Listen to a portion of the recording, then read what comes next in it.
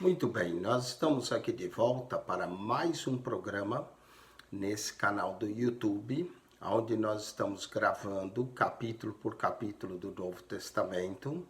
Estamos comentando também na introdução de cada livro do Novo Testamento. E esse é um projeto nosso para colocar à disposição de você e do público que fala a língua portuguesa um comentário, tipo vídeo, de todo o Novo Testamento, para quando você tiver alguma dúvida em algum capítulo do Novo Testamento, você possa consultar esses vídeos e assistir. Você pode assistir capítulo por capítulo sistematicamente, aprendendo o que nós estamos comentando do livro e assim fazer um estudo bíblico próprio, seu. Ou você pode simplesmente tirar uma dúvida de algum capítulo, vamos supor que você queira ver o que a gente comenta em 1 Coríntios capítulo 13, que é o grande capítulo do amor no Novo Testamento. Então você pode ir lá e ver todas as qualidades que o amor tem e assistir. Nós estamos fazendo sistematicamente, isso vai levar um tempo. Nós estamos agora já no terceiro evangelho, evangelho de Lucas. Já gravamos o evangelho de Mateus todo, o evangelho de Marcos, a introdução do livro. Assista também o vídeo da introdução dos 4 evangelhos, que explica para você a diferença entre Mateus, Marcos, Lucas e João. Então você assim tem uma visão geral da pessoa bendita e maravilhosa de nosso Senhor Jesus Cristo. Muitas pessoas perguntam, pastor, são só 4 evangelhos? Ou existia mais? Existia mais, claro, existiam evangelhos gnósticos do 2º século que foram rejeitados por contar histórias absurdas de Jesus, por promoverem uma salvação que vem através do conhecimento. É claro que nós precisamos conhecer a Deus, não resta dúvida, mas a salvação não é algo apenas que você conhece mentalmente e nunca experimenta. A salvação é algo que você experimenta, que você recebe a Cristo no seu coração e é experimental. O conhecimento sem a experiência não resolve nada. Salvação é algo que você experimenta, você tem que crer no Evangelho.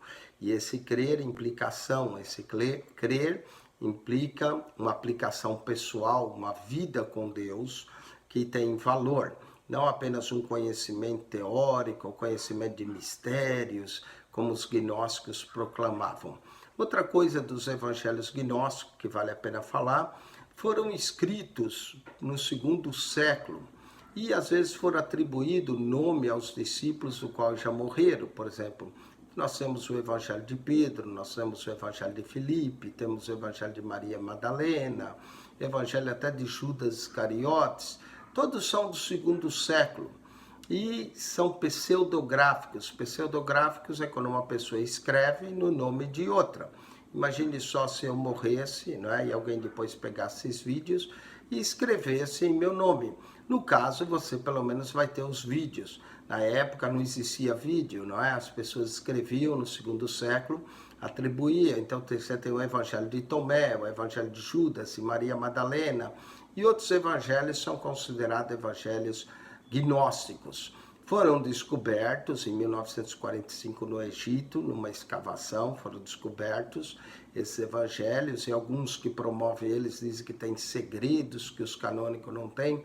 Eu vou te falar, eu já li boa parte deles, não tem nada de importante, são absurdos, não é? Tem, por exemplo, o evangelho da infância árabe de Jesus, diz que Jesus fazia passarinho de barro e depois soprava quando criança e ele se virava passarinho.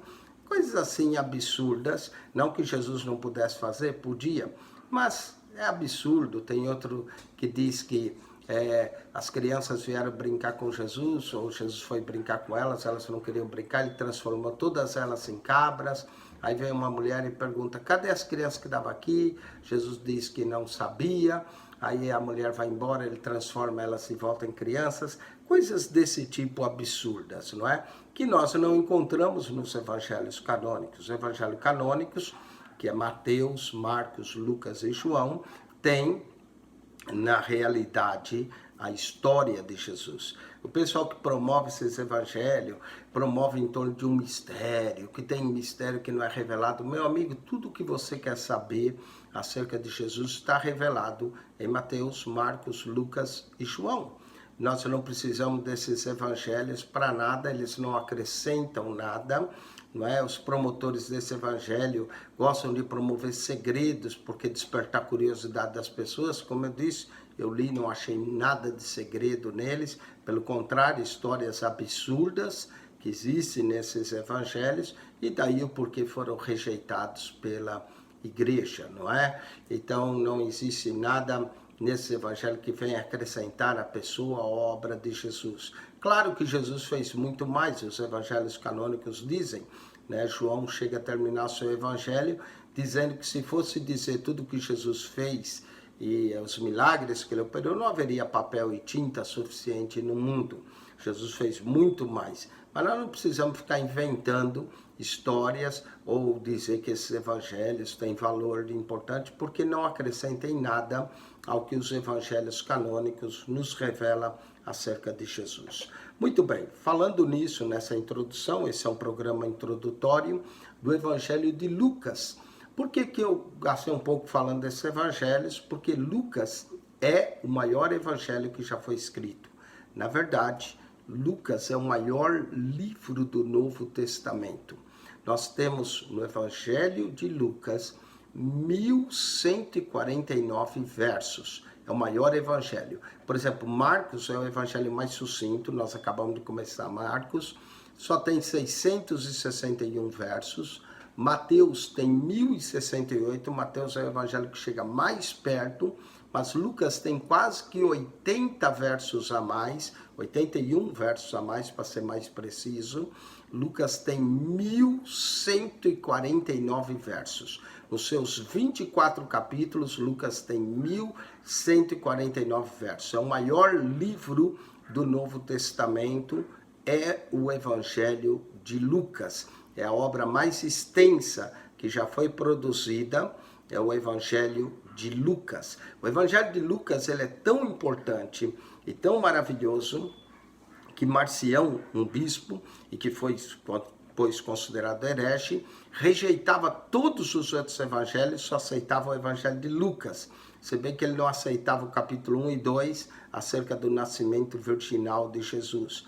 Mas para Marcião, o cânon dele era um cânon menor do Novo Testamento. Para ele, valia o Evangelho de Lucas e mais 10 cartas de Paulo e pronto. Esse era o cânon de Marcião. E já no ano 150, a igreja já começou a discutir quais livros eram considerados canônicos ou não. Portanto, quando foram escritos esses evangelhos sinóticos, no ano 150, 160, 170, os evangelhos gnósticos, na verdade, foram escritos no ano 150, 170 e 180, segundo século, pelos gnósticos. Eles de todos foram rejeitados pela igreja, e a igreja sempre considerou o cânon. Tá certo que o cânon foi firmado no quarto século, mas ele foi firmado já com os livros que eram aceitos pela comunidade cristã da época, que são os 4 evangelhos canônicos. Então, Lucas tem uma importância muito grande. É a maior obra que nós podemos dizer biográficas de Jesus.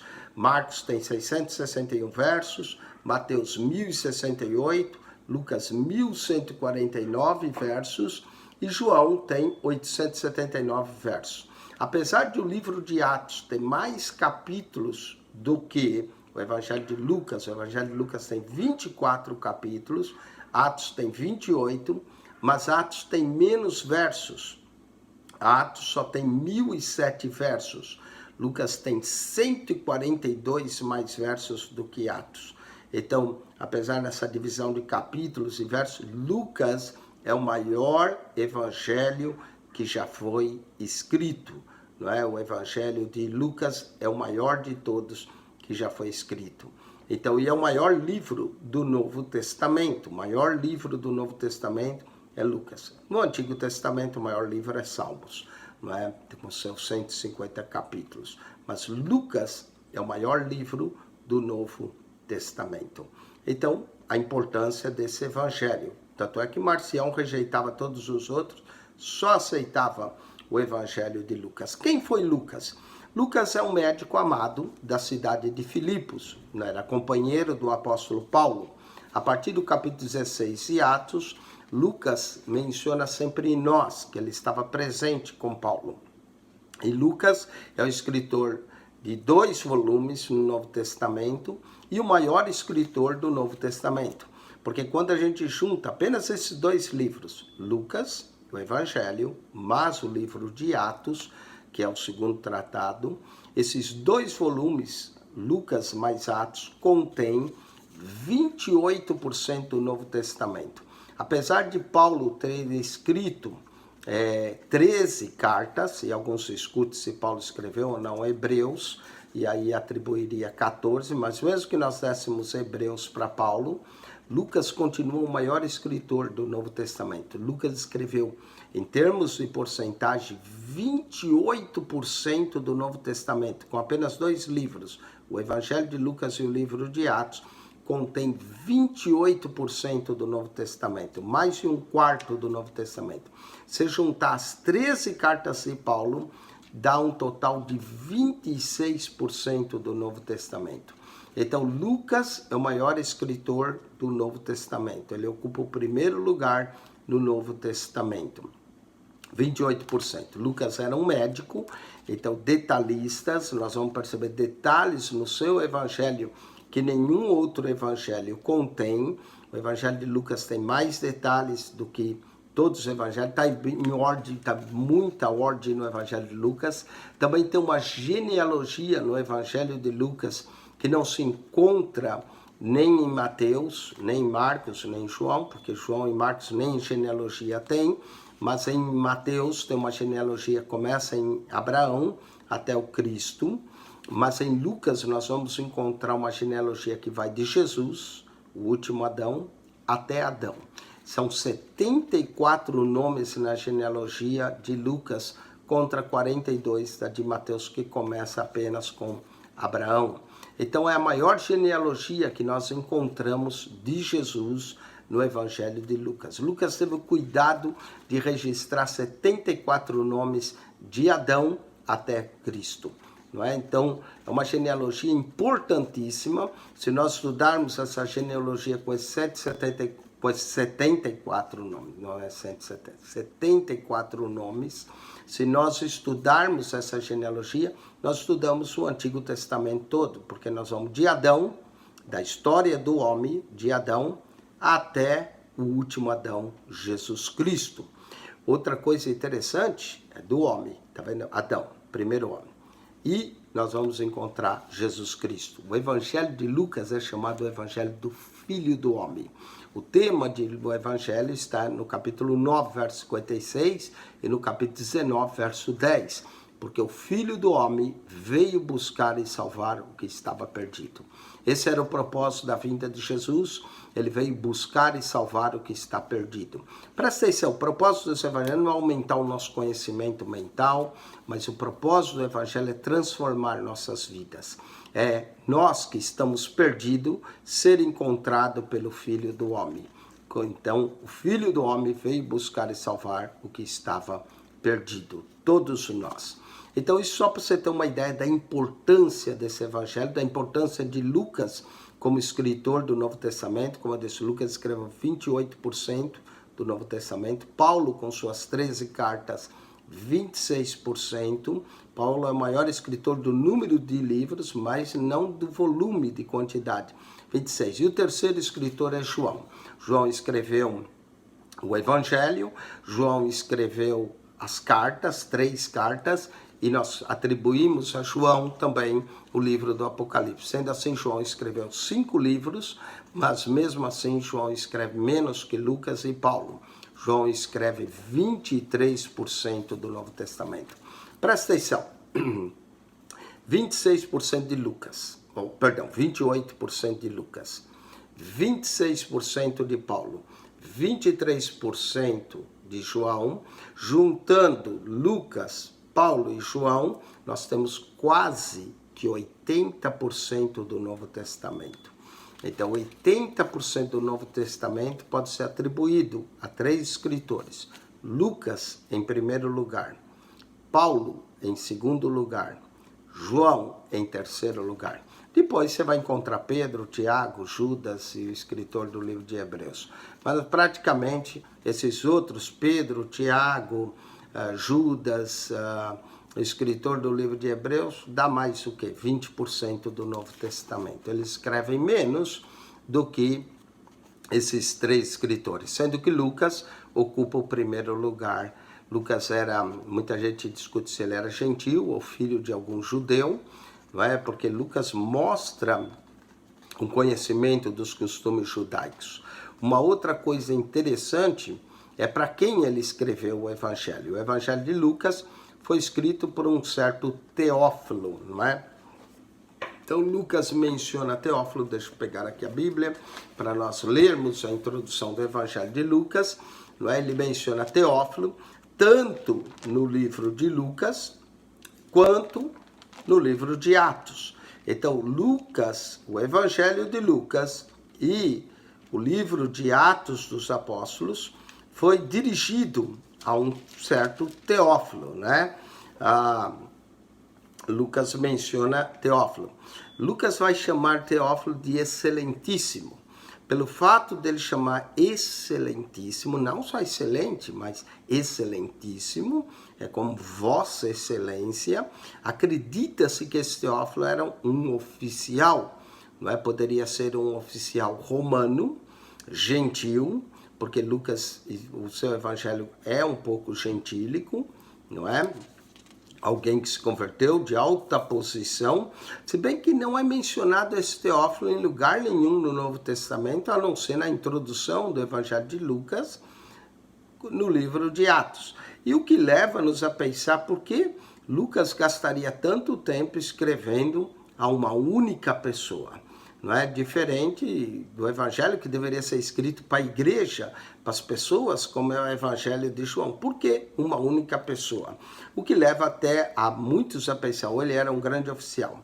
Eu tive chance de estudar com um rabino judeu que se converteu e ele disse-me, isso é o rabino que disse, Dr. Herbert Opelec, que já dorme no Senhor, Dr. Herbert me disse que havia um sacerdote no primeiro século chamado Teófilo, sumo sacerdote. E ele acredita que Lucas escreveu, na verdade, o seu evangelho a esse Teófilo, que era um sumo sacerdote do primeiro século. E ele o trata de excelentíssimo, porque é um sumo sacerdote, não é? Que exerceu seu sacerdócio no primeiro século. É interessante a visão desse judeu, não encontrei em mais nenhum outro lugar isso, somente esse rabino comentou isso para mim, do Teófilo, e é muito interessante porque poderia de fato ser um sumo sacerdote, porque é uma característica no Evangelho de Lucas. Lucas, o seu Evangelho começa no templo. Você vai descobrir logo no primeiro capítulo que Zacarias, que é sacerdote, ele está queimando incenso no templo. Lucas também é o único que menciona para nós o nascimento de João Batista.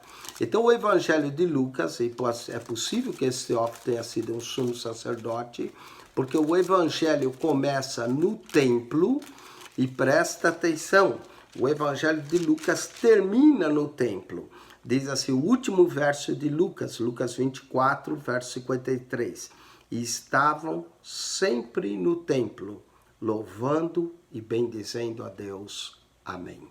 Olha que coisa interessante. O evangelho começa no templo com Zacarias queimando incenso. E o evangelho de Lucas termina no templo. Então, não sei se você já tinha notado isso, mas onde começa e onde termina o evangelho fala muito. É possível que Teófilo, de fato, como esse rabino me afirmou, tenha sido, de fato, um sumo sacerdote. E se esse rabino tiver certo, vai contra todos os livros que estão escritos que apresenta Teófilo como um oficial romano. Há também, como eu disse, uma outra, vamos supor, indagação dos eruditos da Bíblia, Porque Lucas escreveria apenas a um homem, um único homem, gastaria um evangelho e depois todo o livro de Atos, escrevendo e focalizando numa única figura, Teófilo. Como não aparece Teófilo em nenhum outro lugar, muitos acreditam que Teófilo pode ser um pseudônimo para o povo de Deus. Theo, no grego, quer dizer Deus. Filo, da onde vem a palavra filosofia, filo quer dizer amor, né? Filéu, amor. Então, Teófilo, o nome Teófilo, ao pé da letra, significa amados de Deus. Então, surge uma pergunta se Lucas talvez usasse esse nome Teófilo como um pseudonômio para todos os crentes amados de Deus, que são excelentíssimos, aqueles que são chamados à salvação em Jesus Cristo. Uma outra coisa que vale a pena mencionar é o nome Lucas. O que significa Lucas? Lucas significa doador da luz, não é? Doador da luz. Esse é o significado desse nome bonito, doador da luz. E que Lucas possa dar luz para nós, através do seu evangelho e do livro de Atos, acerca do ministério, da obra de Jesus e da continuação da obra no livro de Atos dos Apóstolos. Lucas tem uma característica muito interessante, é a pessoa do Espírito Santo. Lucas, o seu evangelho, nós podemos dizer que é o mais pneumatológico. Pneuma quer dizer espírito, o mais pneumatológico no sentido de mencionar o Espírito Santo. O evangelho de Lucas fala muito do Espírito Santo. Por exemplo, João Batista já seria cheio do Espírito Santo desde o ventre de sua mãe. Quando Maria visita Isabel, a criança salta no ventre de Isabel. Isabel foi cheia do Espírito Santo e profetizou que Maria era a mãe do Salvador. Maria, então, cheia do Espírito Santo, faz um cântico. Depois Zacarias também, o Espírito Santo, e assim por diante. E o Espírito Santo, Jesus é cheio do Espírito Santo, e os discípulos devem ficar no templo até ser revestidos do Espírito Santo. Depois, quando nós entramos no livro de Atos, 43 vezes aparece Espírito, Espírito Senhor, Espírito Santo. Alguns até dizem que o livro não é Atos dos Apóstolos, mas é Atos do Espírito Santo. Então, Lucas é o mais pneumatológico do Novo Testamento. Fala do Espírito Santo, que Jesus é guiado pelo Espírito Santo, que Jesus... Então, fala dessa obra do Espírito Santo na vida de Jesus e a continuação da obra de Cristo também tem que ser dada pelo poder do Espírito Santo. Só mencionando Atos, porque é o mesmo escritor, Lucas e Atos. Quando os discípulos perguntam a Jesus, é nesse tempo que vai restaurar o reino a Israel? Jesus disse, não vos compete saber os tempos, as estações que o Pai estabeleceu pelo seu próprio poder, mas recebereis a unção do Espírito, o poder do Espírito Santo que há de vir sobre vós. Então, e ser-me-eis testemunhas, mostrando claramente que para ser testemunha de Jesus é preciso ter o Espírito Santo de Deus. Muito bem. Isso é uma pequena introdução do Evangelho de Lucas, mas há muita curiosidade aqui antes de nós estudarmos esse Evangelho. Então, Lucas é o primeiro dos dois livros, não é? Dos dois, porque é Lucas e Atos, endereçado a um certo Teófilo. Esse Teófilo não é identificado em nenhuma outra parte do Novo Testamento. A segunda pessoa de Lucas, ele era médico, já dissemos isso, mas parece que Lucas era gentil, ou talvez filho de uma pessoa judeu, né? Então, discute se Lucas era gentil, se Lucas era judeu, mas se Lucas é gentil, então ele se torna, e aqui é uma outra característica importante, se Lucas de fato é gentil, ele se torna o único autor de toda a Bíblia, que não é judeu ou hebraico, não é? O Espírito Santo move, então, a ele escrever a Teófilo, cujo nome significa amado de Deus, ou aquele que ama a Deus, a fim de suprir uma necessidade de gentia do Novo Testamento. A obra de Lucas ela vai ter duas partes. Primeiro ela vai mencionar o nascimento, não só o nascimento de Jesus, mas o nascimento até de João Batista. Menciona o nascimento, a vida, ministério e morte de Jesus. Isso é o Evangelho de Lucas.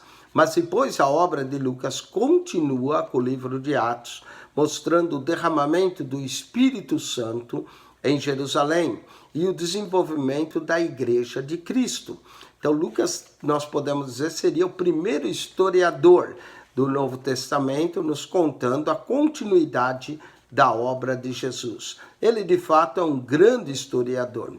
Lucas não escreveu o seu evangelho porque ele foi testemunha ocular, mas ele escreve o seu evangelho porque ele entrevista as pessoas. Aliás, como ele poderia saber da história de João Batista, ou então de Maria, do anjo visitando a Maria no 6º mês? Só tem uma resposta. Lucas, quando esteve em Jerusalém com Paulo, certamente foi conhecer a Maria e entrevistou a Maria. Então nós podemos dizer que o capítulo 1 e 2 do Evangelho de Lucas, na verdade é o Evangelho de Maria, mãe de Jesus, que contou para Lucas tudo o que passou. Lucas entrevistou a Maria, não é? Certamente Maria tinha uma importância muito grande na primeira comunidade. Ele menciona o nascimento de Jesus, como se deu, o nascimento virginal de Maria, né? Verso capítulo 1 e 2, e menciona João Batista, e menciona que Maria teve 3 meses na casa de Isabel, até que nasceu João Batista. Ela foi testemunha do nascimento de João Batista. Lucas também, no primeiro capítulo de Atos, menciona Maria, junto com os irmãos de Jesus no cenáculo. Então Lucas é o que mais fala da mãe de Jesus. Lucas também menciona algo que nenhum outro evangelista menciona, que Jesus, aos 12 anos, que José e Maria esqueceram ele no templo. Então, tudo isso, Lucas, para escrever, só tem uma resposta. Teve que entrevistar a Maria, mãe de Jesus, que tinha uma posição importante, e Lucas menciona a posição importante dela na primeira comunidade cristã. Sendo assim, o Evangelho de Lucas nos traz uma riqueza muito grande que os outros evangelhos não trazem. João não fala disso, Mateus não fala disso, nem Marcos. Marcos, Jesus já começa adulto. Se não fosse o Evangelho de Lucas, a gente não sabia nem a origem de João Batista, mas graças ao Evangelho de Lucas, nós sabemos a origem de João Batista. Sabemos que João Batista, ele era primo segundo de Jesus. Sabemos que João Batista vinha de uma linha sacerdotal. Seu pai, temos o nome de seu pai, Zacarias, temos o nome da mãe, Isabel, de João Batista, graças ao Evangelho de Lucas. Então, Lucas nos proporciona algo muito maravilhoso. Eu vou ler só a introdução do Evangelho de Lucas para você. Note que ele investigou, ele narrou. Olha só, tendo, pois, muitos empreendidos por em ordem a narração dos fatos, que entre nós se cumpriram, Lucas inclui ele, né? Entre nós se cumpriram, segundo nos transmitiram os mesmos que presenciaram. Ele não presenciou, mas ele diz que foi transmitido desde o princípio e foram ministros da palavra. Pareceu também a mim conveniente descrevê-los a ti, ó excelentíssimo Teófilo, por sua ordem. Note que o Evangelho de Lucas tem ordem, havendo-me informado minuciosamente de tudo desde o princípio. Então Lucas se informou, Lucas perguntou, Lucas entrevistou as pessoas para que conheça a certeza das coisas que já está informado. Teófilo já tinha conhecimento, Teófilo provavelmente já tinha se tornado crente, e Lucas agora vai dar detalhes para Teófilo de tudo o que aconteceu. Ele entrevistou. Lucas, então, escreve o seu evangelho, na verdade, a Teófilo, não é?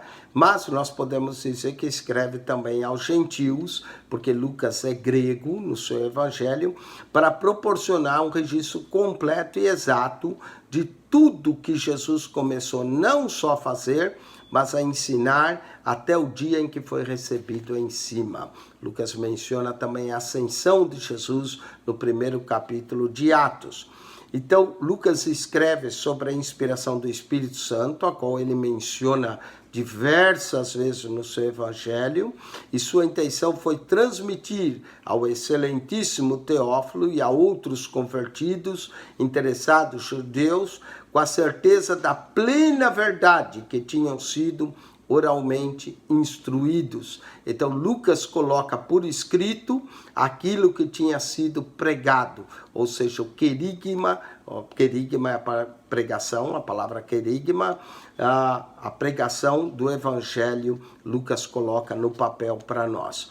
Lucas, no seu evangelho, deixa claro que ele está escrevendo a gregos, a gentios.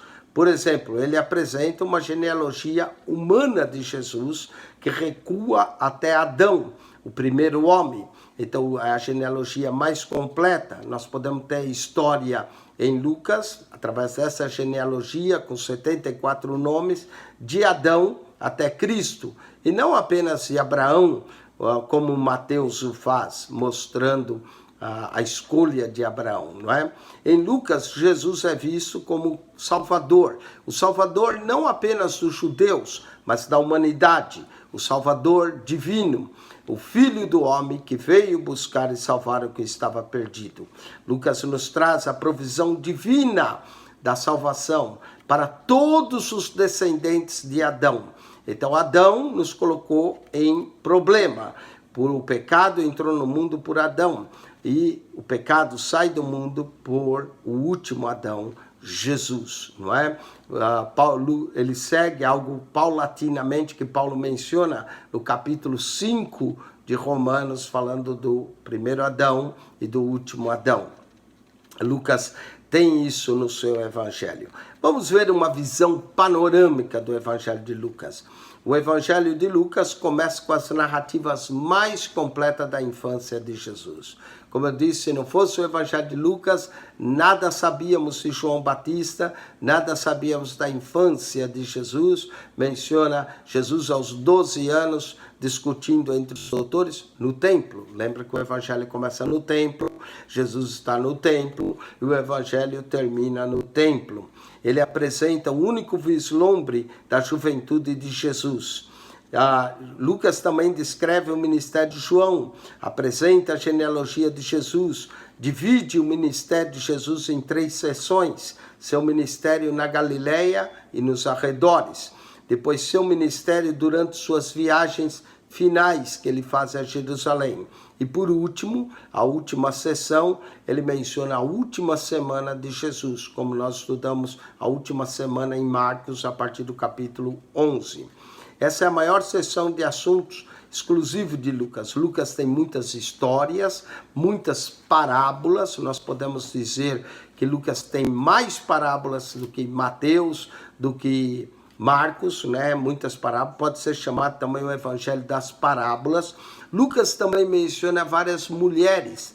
Não é? Pode ser mencionado o evangelho das mulheres. É Maria, é Isabel, é a viúva de Naim. Só Lucas menciona a história da viúva de Naim. Marta, Maria, aos pés de Jesus. Não é? Na ressurreição, vai muitas mulheres ao sepulcro. Lucas pode ser considerado o evangelho das mulheres. E havia na sociedade grega muitas mulheres proeminentes. Então, Lucas está se identificando com o seu público ao mencionar tantas mulheres. Vamos ver algumas características especiais de Lucas. São 8 características. Para eu mencionar 8, né? São mais até. Mas vou mencionar 8 principais. Primeira, seu amplo alcance no registro dos eventos da vida de Jesus. Lucas nos dá um detalhe maior de Jesus do que todos. Ele começa lá na infância, com o nascimento até a anunciação do nascimento a Maria. Então, Lucas é o evangelho que dá maior descrição desde a anunciação até a ascensão de Jesus. Lucas nos dá detalhes da ascensão. Os outros dizem que Jesus foi assunto ao céu. Lucas nos diz aonde ele foi assunto. Aonde ele estava, no Monte das Oliveiras, não é? Quando ele deu a ascensão. Lucas dá os mais detalhes para nós da anunciação à ascensão de Jesus. É o evangelista que cobre mais detalhes da vida de Jesus. Essa é a primeira grande característica do Evangelho de Lucas. A segunda, sua qualidade excepcional, seu estilo literário. Lucas tem um grego e um vocabulário rico, né? O evangelho mais rico, o grego de Lucas é refinado. Ele mostra um domínio e um conhecimento da língua grega como nenhum outro escritor do Novo Testamento. Lucas é excelente no seu estilo literário, ele é preciso, ele é detalhista, mas tem um grego maravilhoso. Lembra que o Evangelho, ou o Novo Testamento todo foi escrito no grego. O grego de Lucas é o mais refinado que nós encontramos. Ele também, terceira característica, nos apresenta um alcance universal do Evangelho.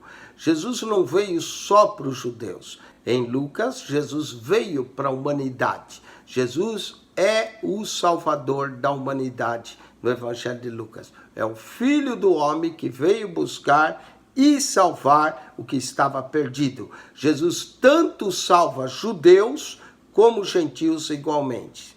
A quarta característica, ele salienta a solicitude de Jesus para com os necessitados. Nós podemos dizer que Lucas é o evangelho dos pobres, é o evangelho dos desfavorecidos, é um evangelho inclusivo, ele inclui mulheres. No evangelho de Lucas, nós vamos encontrar mulheres discípulas.